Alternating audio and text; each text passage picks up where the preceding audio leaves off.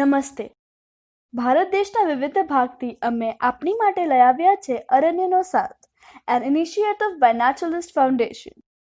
આ 8મો ભાગ જે 11મી જુલાઈ 2020ના રોજે પ્રસારિત થઈ રહ્યો છે એમાં તમારું સ્વાગત છે. આ પોડકાસ્ટમાં અમે તમને વન્યપ્રાણીની સંરક્ષણની વાતો, વૈજ્ઞાનિક સંશોધનો અને સરકારના નવા નિયમો વિશે જણાવશું. હું છું નિયતિ સેવક અને મારી સાથે છે અને હું છું ઋષિ પાઠક. આજના આ એપિસોડમાં આપણે વાત કરીશું પ્લાસ્ટિક એન્ટાર્કટિકાના પાર્થિવ ખોરાકની સાંકળમાં પ્રવેશ્યું છે. બીજો ટોપિક છે એશિયાઈ સિંહોના અકુદરતી મૃત્યુ વિશે. ત્યારબાદ આપણે વાત કરીશું ગોવા અભયારણ્ય જોખમમાં છે કારણ કે 2 વાઇલ્ડલાઇફ બોર્ડ વિજ્ઞાનને વિકાસ માટે છોડી દે છે. ત્યારબાદનો આપણો ટોપિક છે મહારાષ્ટ્રએ સિંધુદુર્ગના તિલારી વન વિસ્તારને સંરક્ષણ અનામત તરીકે જાહેર કર્યું એ વિશે. ત્યારબાદ આપણે લઈશું ઘડિયાળ મગર યમુના નદીમાં પરત ફર્યા છે એ વિશે. અને અંતમાં આપણે દ્વિકલ્પ ભારતમાંથી ગેકોની નવી પ્રજાતિઓ મળી એના વિશે વાત કરીશું. પ્લાસ્ટિકનો પ્રવેશ એન્ટાર્કટિક ટેરેસ્ટ્રીયલ ફૂડ ચેઇનમાં થઈ ગયું છે. એન્ટાર્કટિકમાં માટીમાં વસતા નાના સજીવોના શરીરમાં વૈજ્ઞાનિકોએ પોલિસ્ટિરીનના ટુકડા શોધી કાઢ્યા છે. એ લોકોએ ચિંતા વ્યક્ત કરી છે કે માઇક્રોપ્લાસ્ટિક પ્રદૂષણ વિશ્વની સૌથી દૂરસ્થ ભૂમિ આધારિત ખાદ્ય પ્રણાલીમાં પ્રવેશી ચૂક્યું છે. સૌ પ્રથમ આપણે જાણશું માઇક્રોપ્લાસ્ટિક એટલે શું. માઇક્રોપ્લાસ્ટિક 5 મિલીમીટર કરતાં નાના પ્લાસ્ટિકના ટુકડાઓ છે. આમાં અત્યંત નાના પ્લાસ્ટિકના ટુકડાઓ જેમ કે ઘરેલું ઉત્પાદનો જેમ કે ટૂથપેસ્ટના માઇક્રોબીડ્સ, કપડાના રેસા જેમ કે પોલિસ્ટર અને પ્લાસ્ટિકના મોટા ટુકડાઓ કે જે નાના ટુકડાઓમાં બદલાઈ જાય છે, આ બધું સામેલ થાય છે. માઇક્રોપ્લાસ્ટિક માછલી, પક્ષી અને આપણા પોતાના શરીરમાં પ્રવેશ કરે છે. આ ઝડપથી તૂટી શકતા નથી, એટલે સમુદ્ર અને માછલીઓમાં સંગ્રહ થવાનું ચાલુ રહેશે. જો આપણે સમુદ્રનું પ્લાસ્ટિક ઓછું ન કરી શકીએ ત્યાર સુધી આ વધતું જ રહેશે. કેટલા અંદાજો પણ સૂચવે છે કે પ્લાસ્ટિક સમુદ્રમાં વધશે જ્યાર સુધી પ્લાસ્ટિકનું પ્રમાણ માછલીઓ કરતાં વધી જશે. આપણા મહાસમુદ્રોમાં મોટાભાગના પ્લાસ્ટિક કહેવાતા માઇક્રોપ્લાસ્ટિક ખૂબ જ નાના હોય છે અથવા આંખોથી જોઈ ન શકાય એવા હોય છે. સૂર્યપ્રકાશ, બેક્ટેરિયા, તરંગગતિ, મોસમી ફેરફારો અને અન્ય પ્રક્રિયાઓ આ માઇક્રોપ્લાસ્ટિકના ગુણને બદલી શકે છે. તો સામૂહિક રીતે આ હવામાન પ્રક્રિયા ધીમે ધીમે માઇક્રોપ્લાસ્ટિકના નાના ટુકડા અને રાસાયણિક ટુકડાઓમાં અધોગતિ કરે છે. આના લીધે આખા સમુદ્રમાં આનો ફેરફાર થાય છે અને સીફૂડમાં પણ પ્રવેશવાની સંભાવના છે. આ માઇક્રોપ્લાસ્ટિક માછલીઓના ગિલ્સ, મોઢા, પેટ અને પાચન તંત્રમાં અટકી શકે છે, જેનાથી શ્વાસ લેવામાં અને ખાવામાં તકલીફ થઈ શકે છે. જોકે સમુદ્રમાં માઇક્રોપ્લાસ્ટિકની ઘૂસણખોરી જાણીતી છે. સંશોધકોએ કીધું છે કે એન્ટાર્કટિક ટેરેસ્ટ્રીયલ ફૂડ ચેઇન માઇક્રોપ્લાસ્ટિકથી દૂષિત થવાનો આ પહેલો પુરાવો છે. બાયોલોજી લેટર્સ જર્નલમાં પ્રકાશિત થયેલા અભ્યાસના લેખકોએ જણાવ્યું છે કે પ્લાસ્ટિક પૃથ્વીના સૌથી દૂરસ્થ માટીના ફૂડવેબમાં બહુ વેગમાં પ્રવેશ ચૂક્યું છે, જેમાં સમગ્ર બાયોટા અને ઇકોસિસ્ટમ માટે સંભવિત જોખમ છે. એ લોકોએ ચેતવણી આપી છે કે પોલાર ઇકોસિસ્ટમ જે પહેલાથી ક્લાઇમેટ ચેન્જનો સામનો કરે છે એના પર આ નવો ભાર બની શકે છે. વૈજ્ઞાનિકોએ પોતાનું ધ્યાન ક્રિપ્ટોપાઇકસ એન્ટાર્કટિકસ પર કેન્દ્રિત કર્યું છે, જે એક નાનો જીવ જે સામાન્ય રીતે સ્પ્રિંગટેલ્સ કરીને ઓળખાય છે. આ અધ્યયન કહે છે કે આ જીવ એન્ટાર્કટિકાના કઠિન પર્યાવરણમાં જીવી શકે છે અને જે એરિયામાં બરફ નથી ત્યાં પ્રભાવી પ્રજાતિઓમાં આવે છે. એનો મુખ્ય ખોરાક માઇક્રોઆલ્ગે અને લાઇકન્સ છે. વૈજ્ઞાનિકોએ પોલિસ્ટિરીન ફોમ, જેની ઉપર માઇક્રોઆલ્ગેનું લેયર હતું, એના પરથી આ પ્રાણીને ગોત્યો છે. આ એવા એરિયામાંથી મળ્યું છે જ્યાં માણસોના લીધે ખૂબ જ પ્રદૂષણ થયું છે. સંશોધનમાં આ જીવના પેટમાંથી પ્લાસ્ટિકના ટ્રેસીસ મળી આવ્યા છે. એન્ટાર્કટિકના ટેરેસ્ટ્રીયલ ફૂડ ચેઇનમાં આ જીવનું ખૂબ મહત્વ છે. આમાં પ્લાસ્ટિક મળવું એટલે આખા ફૂડ ચેઇનમાં પ્લાસ્ટિકનો કચરો થવાની શક્યતા છે. પ્લાસ્ટિકનો પ્રભાવ જેમ કે ટોક્સિસિટી આદિ લેન્ડ ફૂડ ચેઇન પર જાણવા માટે વધારે તપાસ કરવી જોઈએ. નિષ્કર્ષમાં હમણાં જાણવા માંડ્યું છે કે માઇક્રોપ્લાસ્ટિકથી સમુદ્ર જીવમાં અલગ વર્તન અને ઝેરી અસર થાય છે. આ મુદ્દા લઈને વધુ લોકોમાં જાગૃતિ લાવવાની જરૂરત છે, જેનાથી જનતા, ધારાસભ્યો અને ઉદ્યોગ આનો વધુ સારી રીતે સામનો કરી શકે છે. દુનિયામાં બહુ બધા રિપોર્ટ જાણવામાં આવ્યા છે કે પ્લાસ્ટિકના લીધે બહુ બધા પ્રાણીઓ અને સમુદ્ર પક્ષીઓ પોતાની જીવ ગમાવી રહ્યા છે. સમુદ્ર તટ પરથી પ્લાસ્ટિકનો કચરો ભેગો કરવો મચ્છીમાર અથવા સ્વયંસેવક અથવા ઔદ્યોગિક લેવલ સ્વૈચ્છિક કાર્યવાહી આવા વિવિધ પહેલ પ્રોત્સાહક છે. આપણે એવા વસ્તુઓ બનાવવા જોઈએ જેનાથી માઇક્રોપ્લાસ્ટિકનું પ્રદૂષણ ઓછું થઈ શકે. નવી વાપરવાની અને રિસાયકલિંગ તરકીબો આપણે અપનાવવી જોઈએ. ભવિષ્યમાં આપણે પ્લાસ્ટિક ફ્રી થવું એટલું શક્ય નથી, પરંતુ આપણે તે દિશામાં પ્રયાસ કરવો જોઈએ, જેનાથી સમુદ્રમાં પ્લાસ્ટિકના પ્રમાણ અને તેની અસર નિસર્ગ પર ઓછી થઈ શકે. ગીર નામ સાંભળતા જ મનમાં એક સુંદર નયનરમ્ય દ્રશ્ય આવી જાય છે. ગીર વિશ્વભરમાં એશિયાઈ સિંહો માટે જાણીતું છે. ગીર એ એશિયાઈ સિંહોનું એકમાત્ર ઘર છે. ઐતિહાસિક દ્રષ્ટિએ સિંહ પશ્ચિમ એશિયા અને મધ્ય પૂર્વમાં ઉત્તર ભારત સુધીના ઘણા ભાગમાં વસવાટ કરતા હતા. 19મી સદી સુધી તે સાઉદી અરેબિયા, પૂર્વ તુર્કી, ઈરાન, મેસોપોટેમિયા અને મધ્ય ભારતની સિંધુ નદીની પૂર્વથી બંગાળ અને નર્મદા નદી સુધી રહેતા હતા. 20મી સદીના પ્રારંભથી જ તે ગીર રાષ્ટ્રીય ઉદ્યાન અને આસપાસના વિસ્તારો સુધી પ્રતિબંધિત છે. 2015ની વસ્તી ગણતરી પ્રમાણે ગીરમાં 523 જેટલા સિંહો રહે છે.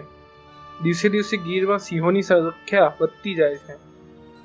ગીર એ ગુજરાત એટલે કે ભારતના પશ્ચિમી રાજ્યના સૌરાષ્ટ્રમાં આવેલું છે.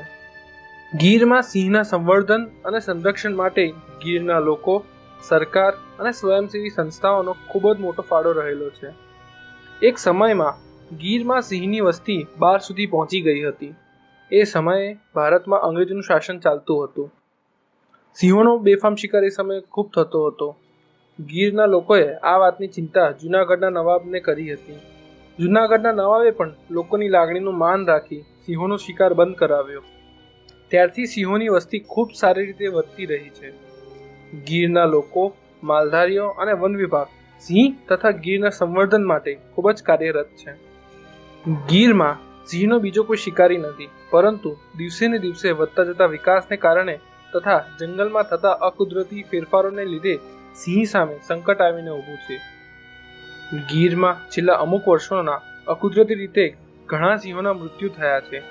દિવસે ને દિવસે સિંહોની સંખ્યા વધી છે અને સિંહ ગીરની જંગલની બહાર વસવાટ કરવા લાગ્યા છે. સાસણ ગીરનો સિંહ પીપાઓ બંદર, સુરેન્દ્રનગર શહેર, બરડાના ડુંગરો સુધી પહોંચી ગયા છે. આ એક સારી વાત છે કે સિંહની સંખ્યા અને વસવાટ બંનેમાં વધારો થાય છે.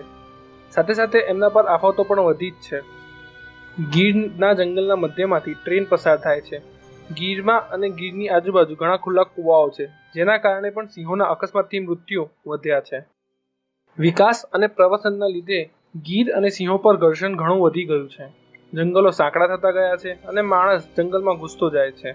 છેલ્લા અમુક વર્ષોથી સિંહોના અકુદરતી મૃત્યુના નવીન મુસીબતો પણ સામે આવી છે. 2018ના વર્ષમાં CDV એટલે કે કેનાઇન ડિસ્ટેમ્બર વાયરસના કારણે 23 જેટલા સિંહોના એક સાથે મૃત્યુ થયા હતા. કેનાઇન ડિસ્ટેમ્બર વાયરસ માંસાહારી પ્રાણીઓમાં જોવા મળે છે.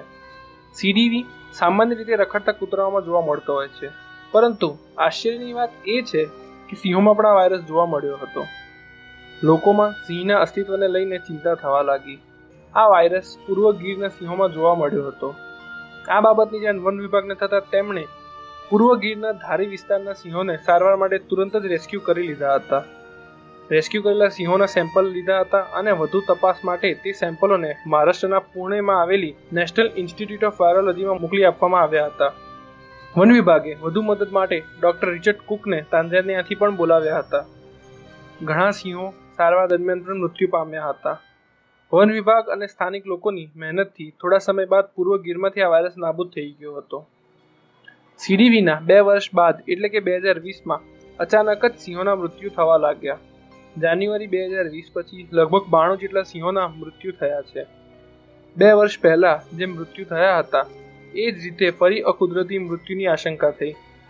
પ્રાથમિક તપાસ કરતા જાણવા મળ્યું કે ઘણા સિંહના મૃત્યુ ઇનફાઇટમાં થયા છે, ઘણા સિંહના મૃત્યુ અકસ્માતથી થયા છે અને ઘણા સિંહના અકુદરતી મૃત્યુ બેબીસિયા નામના રોગના લીધે પણ થયા છે. ગીરના સિંહોના અસ્તિત્વ સામે ફરી એક વખત સવાલ ઊભો થયો છે. એશિયાઈ સિંહોનું અસ્તિત્વ ફરી જોખમમાં મુકાયું છે. આ વખતે પણ ગીરના લોકોએ અને વન વિભાગે ઘણી મહેનત કરી આ રોગનું જોખમ ઘણું ઘટાડી દીધું છે. સરકારે સિંહોના સંવર્ધન માટે તેમને નવું ઘર મધ્યપ્રદેશના કુન્હોમાં આપવાની પણ તૈયારી બતાવી. પણ શું ગીરના સિંહની સાથે રહેવા અને સિંહને બચાવવા ગીરના લોકો જેવી સહનશીલતા કુન્હોના લોકો કરી શકશે? વિશ્વમાં ગીર એ એશિયાઈ સિંહોનું એકમાત્ર ઘર છે.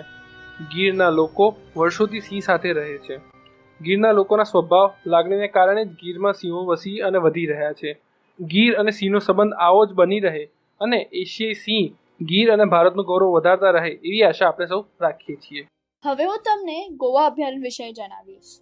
ગોવા અભયારણ્ય જોખમમાં છે કારણ કે આપણે વિકાસ માટે વિજ્ઞાન અને પ્રકૃતિને ભૂલી ગયા છે. ગોવામાં જે ભગવાન વાઇલ્ડલાઇફ સેન્ચ્યુરી છે એનું 170 હેક્ટર વિસ્તાર જમીનની મંજૂરી અને વિનાશના ભય હેઠળ છે. ગોવા રાજ્યમાં વાઇલ્ડલાઇફ બોર્ડે ભગવાન વાઇલ્ડલાઇફ સેન્ચ્યુરીમાં 3 પ્રકારના કામ શરૂ કરેલ છે. પહેલું, ડિસેમ્બર 2017માં સૂચિત 2 લેન નેશનલ હાઈવેનું વિસ્તાર. બીજું, કેસલ રોક કુલે માડગાંવ રેલવે લાઇનનું બાંધકામ અને ત્રીજું, 400 કિલોવોટ પાવર ટ્રાન્સમિશન લાઇન. ઉપરોક્ત બંને એટલે કે નંબર 2 અને 3 દરખાસ્ત ડિસેમ્બર 2019માં કરવામાં આવેલ છે. રોગચાળાના આ સમયમાં ઉપરોક્ત કામ માટેની meeting national board four wildlife દ્વારા ઓનલાઈન કોન્ફરન્સ કોલ દ્વારા હાથ ધરવામાં આવી હતી.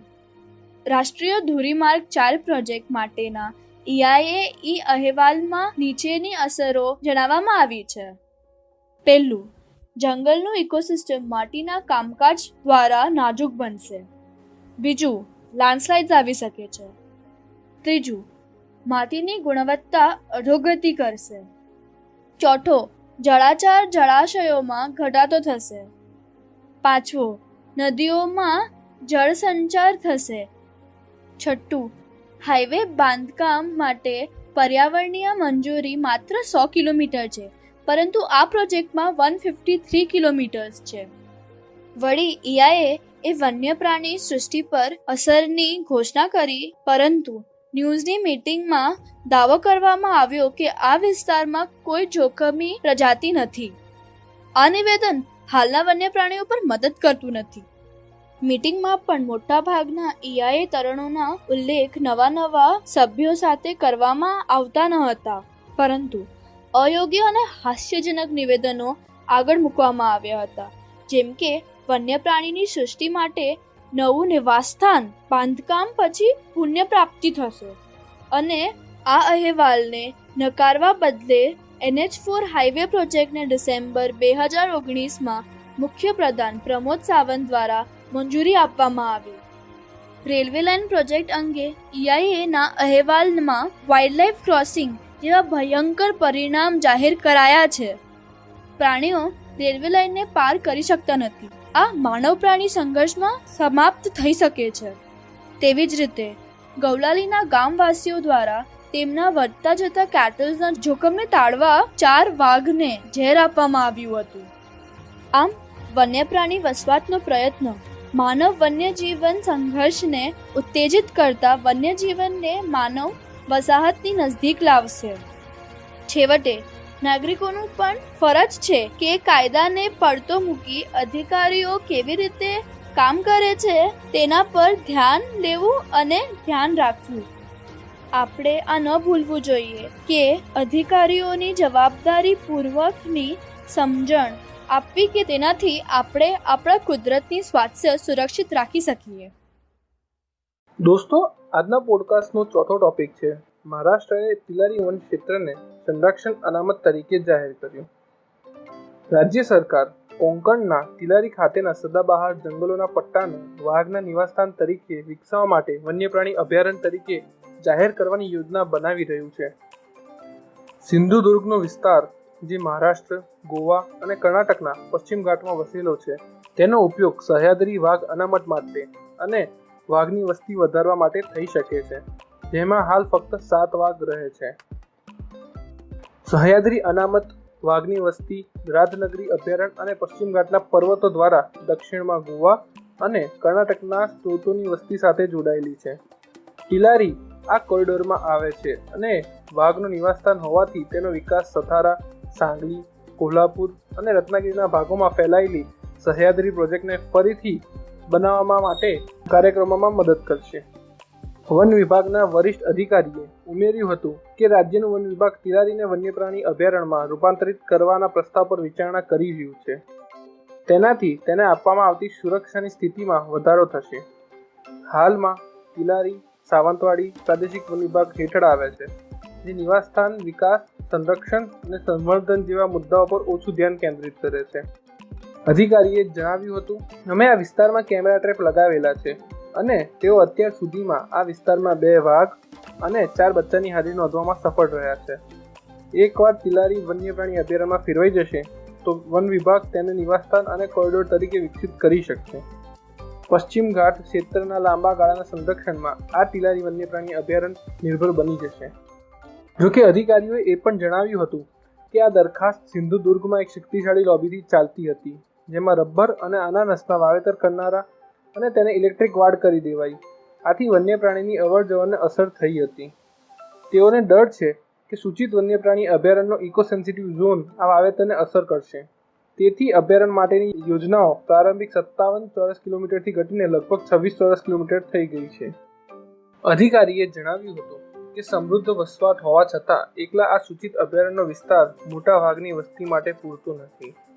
મોટી બિલાડીઓ નજીકના જંગલોના પટ્ટાઓને પણ ઉપયોગ કરશે. તેઓને ફક્ત આ ક્ષેત્રમાં મર્યાદિત કરવામાં આવશે નહીં. તેઓ સહ્યાદ્રી અનામત અને કોરિડોરના બફરમાં ફરી શકે છે. તેઓ સીમા પર મેહડાઈ વન્યપ્રાણી અભયારણ્ય ઉત્તર ગોવામાં આવેલું છે અને ભીમળ કર્ણાટક જઈ શકે છે, જ્યારે વાઘ 10 થી 15 ચોરસ કિલોમીટર જેટલો વિસ્તાર દર્શાવે છે. આ પ્રાદેશિક વિસ્તાર એક સારા શિકાર અને સારા વોકવે સાથે સમૃદ્ધ નિવાસસ્થાનમાં આશરે 8 થી ચોરસ કિલોમીટર સુધી ઘટી નર જેઓ તેમના ક્ષેત્રને સ્પષ્ટ રૂપે ચિહ્નિત કરે છે, તેઓને આશરે 25 થી 40 ચોરસ કિલોમીટર વિસ્તારની જરૂર હોય છે. કોઈના અભયારણ્યમાં ઓછા શિકાર સ્ત્રોતને કારણે ત્યાં મોટી બિલાડીઓ પ્રજનન કરતી ન હોવાથી સહ્યાદ્રી વાઘ અનામતમાં વાઘની સંખ્યા ઓછી છે. સત્તાધીશો વિદર્ભના ચંદ્રપુરથી 4 માદા અને 2 નર સહિત 6 પ્રાણીઓને અનામતમાં સ્થળાંતર કરવાનું વિચારી રહ્યા છે. પન્ના અને સિરિસ્કા જેવા અનામત જંગલોમાં ટ્રાન્સલોકેશનથી વાઘની વસ્તી વધારવામાં મદદ મળી છે, જ્યાં શિકારીઓએ આ મોટી બિલાડીઓને નાશ કરી દીધો છે. કંબોડિયા, જ્યાં વાઘ લુપ્ત થઈ ગયા છે, તેમને ફરીથી ત્યાં દાખલ કરવા માટે ભારતની મદદ માંગી હતી. મહારાષ્ટ્રમાં વાઘ માટે 6 અનામત જંગલો છે. વાઘની વસ્તી ગણતરી, જેના પરિણામો 2014માં જાહેર કરાયા હતા, ત્યારે એમ કહેવામાં આવ્યું હતું કે ભારતમાં 2226 વાઘ છે, જે 2010માં 1706 હતા. મહારાષ્ટ્રમાં આવી 190 જેટલી મોટી બિલાડીઓ છે, જે 2010માં 169 હતી. હવે આપણે વાત કરશું યમુના નદીમાં ઘરિયાળની પાછા આવવાની જાણકારી બાબત. જ્યારથી COVID-19ના લીધે લોકડાઉન થયું છે, ત્યારથી આપણને ઘણા બધા આફતજનક સમાચાર મળી રહ્યા છે. પણ આવી કઠિન પરિસ્થિતિમાં પણ આશાની કિરણ હોય જ છે. છેલ્લા થોડા દિવસથી એક સકારાત્મક સમાચાર જાણવા મળે છે, જે ઘરિયાળ અંગે છે. સમાચાર એ છે કે લોકડાઉનની દરમિયાન ઘરિયાળ યમુના નદીમાં લગભગ 1 દશક પછી પાછા આવ્યા છે.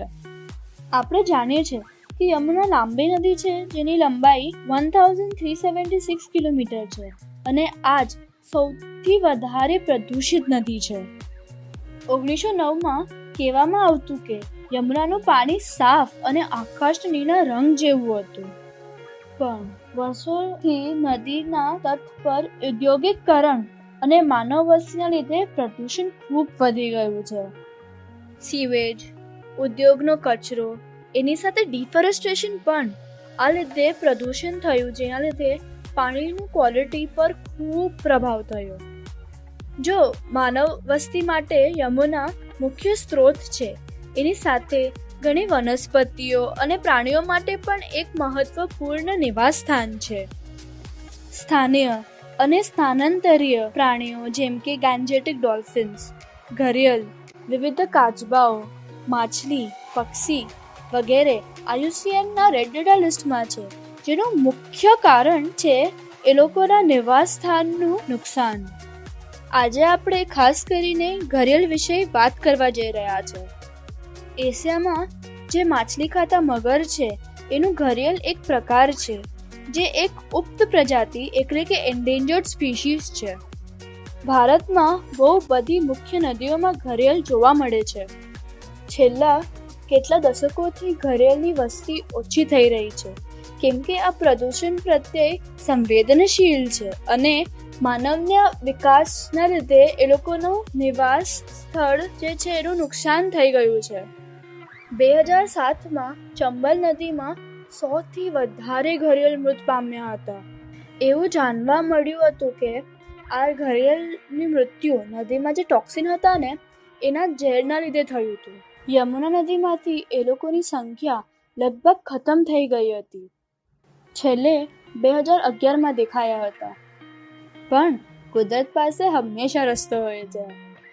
આપણે હવે અત્યારના દિવસમાં આવીએ તો યમુનામાં થોડા અઠવાડિયા પહેલા ઘરિયાળના બચ્ચાઓ દેખાણા હતા. આ સમાચારથી એન્વાયરમેન્ટલિસ્ટ, કન્ઝર્વેશનિસ્ટ અને નેચરલિસ્ટ બધા ખુશ થઈ ગયા. બચ્ચાઓનું દેખાવું એક સંકેત છે કે યમુનાનું પાણી સારું થઈ રહ્યું છે. રિપોર્ટ્સના હિસાબથી ઇન્ડા ઇતાવા રિજનમાં મૂકવા હતા જે યમુનાથી 30 કિલોમીટર ઉપરવાસમાં છે. ફોરેસ્ટ ગાર્ડ્સની એક ટીમ અને સ્થાનિય લોકો બધા ઘરિયાળના બચ્ચાઓનું રૂટ મોનિટર કરવા માટે વોલેન્ટિયરિંગ કર્યું છે. ઘરિયાળનું પાછું આવવું એક ખૂબ જ સુખદ સમાચાર છે જે બતાવે છે કે પોલ્યુશન ઓછું થઈ રહ્યું છે. ધીરે ધીરે બીજા પ્રાણીઓ અને માછલીઓ પણ પાછા આવશે. લોકડાઉનના લીધે માણસોએ પગનું પાછળ લીધું, જેના લીધે પ્રદૂષણ ઓછું થઈ ગયું છે. આના લીધે કુદરતને જે સહાય થઈ છે એ આપણે અત્યારે અનુભવી રહ્યા છીએ. રિજુવિનેટ થવા માટે આપણી ધરતીને સમય મળ્યો છે. ધરતીને ક્લાઇમેટ ચેન્જ, ઇન્ડસ્ટ્રીયલાઇઝેશન ને આ બધાથી થોડો સમય મળ્યો છે. ઓછા પ્રમાણે પણ બહુ બધી જગ્યાએ ઇકોસિસ્ટમ પ્રદૂષણ મુક્ત થઈ રહ્યું છે. આપણે કુદરતથી ફક્ત લેવા કરતાં અગર આપણે કુદરતનું ધ્યાન રાખશું તો આપણને એનું સકારાત્મક અસર જોવા મળશે. આશા છે કે આવા બહુ બધા લુપ્ત જીવ એટલે એન્ડેન્જર્ડ સ્પીશીઝ પાછા વધવા માંડે. તો દોસ્તો, હવે અંતમાં વાત કરીએ નવી મળેલી ગેકોઝની સ્પીશીઝ વિશે. ગેકોઝ એટલે કે ગરુડની નવી જાતિ. તાજેતરમાં લિઝાર્ડ ટેક્સોનોમીએ ગતિ પકડી છે. સાયન્ટિસ્ટે ઘણી નવી અને અમેઝિંગ સ્પીશીઝની ડિસ્કવરી કરી છે. છેલ્લા 1 મહિનામાં આપણે જોયું કે 5 નવી પ્રજાતિઓ ડ્વાર્ફ ગેકોની શોધાઈ ગઈ છે. સિનેમામેસ્પિસ નામની પ્રજાતિ ડ્રાય એરિયામાંથી મળી આવી છે, જે યુઝ્યુઅલી ટ્રોપિકલ ફોરેસ્ટમાં મળી આવે છે. આ નવી સ્પીશીઝ જે ડ્રાય વેસ્ટલેન્ડથી મળી આવે છે તે ઇન્ડિકેટ કરે છે કે આપણે જે વિચાર્યું હતું તેના કરતાં પણ રિપેરિયન હેબિટાટ્સ એ ચોક્કસ રીતે ઘણું ડાયવર્સ હશે. દરેક સ્પીશીઝનું નામ તેના કલર, હેબિટાટ અને જિયોગ્રાફિકલ લોકેશન પરથી રાખવામાં આવેલ છે. સિનેમાપેસિસ બેંગારા એટલે કે ગોલ્ડન બેન્ડવાળી નાની ગરોડી, જેનું નામ પીળી પૂંછડી દર્શાવતી ગેકો પરથી રાખવામાં આવેલ છે. ઇન્ડિયાની largest gold mine કલાર gold field પાસેના વિસ્તારમાંથી મળી આવે છે. સિનેમાપેસિસ ગ્રેન્ટિકોલા કે હોરેસ્ટલી ડ્રાફ્ટ ગેકો, જેનું નામ ગ્રેન્ટાઇલ બાઉન્ડર પરથી રાખેલ છે, જ્યાં તે મળી આવેલ છે. સિનેમાપેસિસ યેલાગિરીનેસિસ કે પછી યેલાગિરી ડ્રાફ્ટ ગેકો, જેનું નામ આ સ્પીશીઝ જ્યાં મળી આવી છે તેના વિસ્તાર પરથી રાખેલ છે, જે છે તમિલનાડુનું યેલાગિરી. આ ત્રણેય ગેકોસ કમ્પ્લીટલી નવી જાતિની ગેકોઝને રિપ્રેઝેન્ટ કરે છે. રોક ડ્વેલિંગ ડ્વાર્ફ ગેકો, જેને બેંગારા ક્લાડ પણ કહેવામાં આવે છે, જે 15 બિલિયન યર્સ પહેલા તેના જીનસથી અલગ થઈ ગયેલ. આ નવી થયેલ ગેકોઝની શોધ આપણે જાણી શકીએ છીએ કે કઈ રીતે બધા પ્રાણીઓ ક્લાઇમેટ ચેન્જ સાથે કોપ કરી રહ્યા છે, અને આ જ આપણને ફ્યુચરમાં થનારા ઇફેક્ટને પણ જણાવે છે. કઈ રીતે એવું ગ્રુપ જે મોટા ભાગમાં વેસ્ટેડ ઘાટમાં કુલ ક્લાઇમેટમાં મળી આવે છે. તે હવે ગરમ તાપમાન ધરાવતા ખુલ્લા રોકી ગ્રેનાઇટ લેન્ડસ્કેપ છે ત્યાં મળી આવી. તો આનો જવાબ ગ્રેનાઇટ બોર્ડરમાં રહેલ છે. સ્ટડીઝથી એક જાણવામાં આવ્યું છે કે તેઓ climate change against buffer create કરે છે, જે કુલ અને સ્ટેબલ માઇક્રો હેબિટાટના લીધે થાય છે, જેને 10 સેલ્સિયસ જેટલું તાપમાન જોઈએ છે. 4 યંગ રિસર્ચર્સ જેના લીધે આ ડિસ્કવરી થઈ છે એ છે ઈશાન અગરવાલ, તેજસ ઠાકરે, સૌનાક પાલ અને અક્ષય કાંદેકર. ત્યારબાદ આ ટીમે એક મોટી સ્પીસીસની ડિસ્કવરી કરી છે, ધ મેગ્નિફિસન્ટ ડ્વાર્ફ ગેકો. કર્ણાટકના આ રોકી રિજનથી આ ડિસ્કવરી કરતા 6 વર્ષ લાગ્યા. અક્ષય કાંદેકરે જણાવ્યું કે પહેલા 2014માં શખસપુરમાં આ ગેકોની સ્પીસીસને જોયેલ, પરંતુ લેક ઓફ રિસર્ચ મટીરિયલ તે જાણી શક્યા નહીં અને ત્યારબાદ તેમણે વધુ રિસર્ચ કરી અને આ જીનસ વિશે સ્ટડી કરી. સિનેમાસ્પિસ નામની ડ્વાર્ફ ગેકો સૌથી ઓલ્ડેસ્ટ ઇન્ડિયન સ્કુમેટ્સ છે. તેનું ઓરિજિન 50 મિલિયન યર્સ પહેલા થયેલું છે, જે વાઇઝલી વેસ્ટર્ન ઘાટમાં મળી આવતી હોય છે. આ બાયોડાયવર્સિટી હોટસ્પોટ ધરાવતી જગ્યામાં કોન્ઝર્વેશન અને ડિસ્કવરીઝ થવી ખૂબ જ મહત્વની છે. રોમલસ વિટેકરે કહ્યું કે વેસ્ટર્ન ઘાટ ફક્ત બાયોડાયવર્સિટી માટે રીચ નથી, પરંતુ એક ક્રિટિકલ સોર્સ છે. લેટેસ્ટ શોધાયેલી સ્પીસીઝ અને સિનેમાસ્પિસ એવિસ બિઝનેસ, જે સૌથી નાની ગેકો છે, તેની સાઇઝ અપ્રોક્સ 2.9 સેન્ટીમીટર છે. ઈશાન અગરવાલ અને અક્ષય કાંદેકર એક લીડિંગ ગેકો એક્સપર્ટ ડોક્ટર અમોન બુકેર સાથે કોલેબોરેટ કરીને આ નવી સ્પીસીસની શોધ કરી, જે પહેલી એવી એન્ડેમિક સ્પીસીસ ઈસ્ટર્ન ઘાટના વેલિકોનાર્ડ રિજનમાંથી મળી આવેલ છે. આ શોધ દ્વિકલ્પના ભારતમાં જીનસની શ્રેણી નોર્થ ઇસ્ટમાં 130 થી 150 કિલોમીટર સુધી વિસ્તરેલી છે અને સૂચવે છે કે જીનસ સમજી શકાય તેના કરતાં વધુ વ્યાપક રીતે વહેંચાયેલું છે તેવી સંભાવના છે. તો આ સાથે આરએનએનો સાધનો આ ભાગ પૂર્ણ થાય છે. આશા રાખું છું તમને આ ભાગ ગમ્યો હશે. જો તમને અમારા એપિસોડ ગમ્યા હોય તો લાઈક અને શેર કરજો અને બેલ આઇકન દબાવવાનું નહીં ભૂલતા. અમને સબસ્ક્રાઇબ કરવાનું ભૂલશો નહીં. જો તમને અમારા કાર્યો અને પ્રયત્નો ગમતા હોય તો અમારી યુવા ટીમને પેટ્રીઓન પર સપોર્ટ કરજો. એની લિંક નીચે આપેલી છે. અમે આવતા અઠવાડિયે આવી જ નવી વાતો લઈને આવશું. ત્યાં સુધી ઘરે રહો, સ્વસ્થ રહો અને આનંદિત રહો.